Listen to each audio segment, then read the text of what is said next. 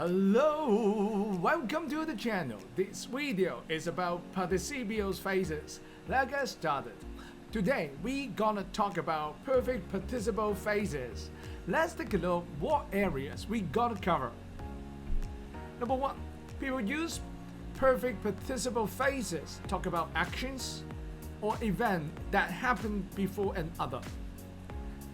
Perfect participle phases are often used to give reasons.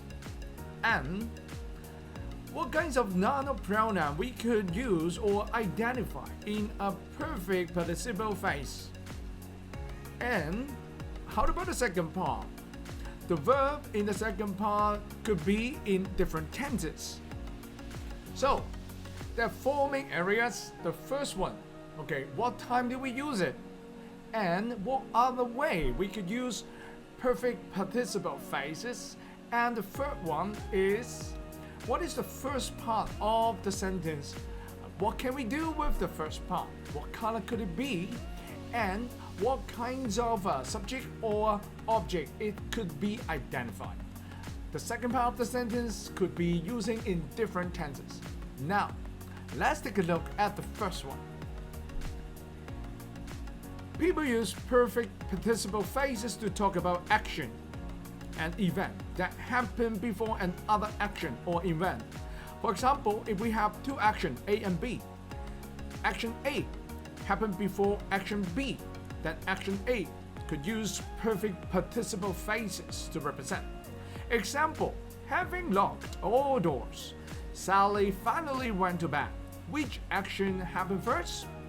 Lock the door first, or went to bed first? Obviously, having locked all doors happened first, and then Sally finally went to bed. That is the second action.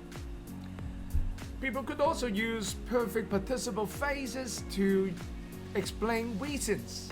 Let's take a look. People could use perfect participle phases to give reason. Example, having spent several years in Hong Kong, when they knew the city very well. Because she has spent several years in Hong Kong, that's the reason she knew the city very well. Both these actions, having spent several years and knew the city very well, happened in the past. The action in perfect participle phase happened first, and also is the reason why the second action took place. Now, how about the noun or pronoun that have been used in perfect participle phases? Let's take a look.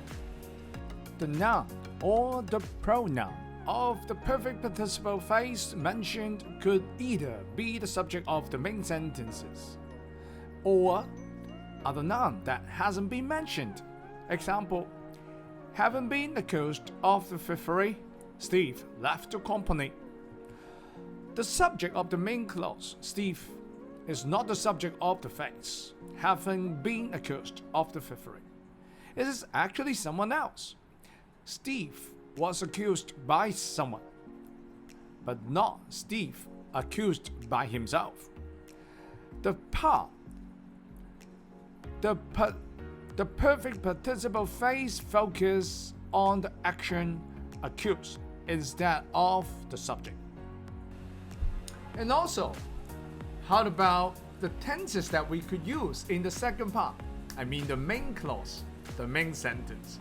Let's take a look. The verb in the second part of the sentence can be in the past tense, present tense, or even future tense. Here's other examples. Having completed her study. Past tense, she started working for IBM. Or present continuous tense, she is looking for an interesting job. Looking for. Future tense, she is going to travel around the world.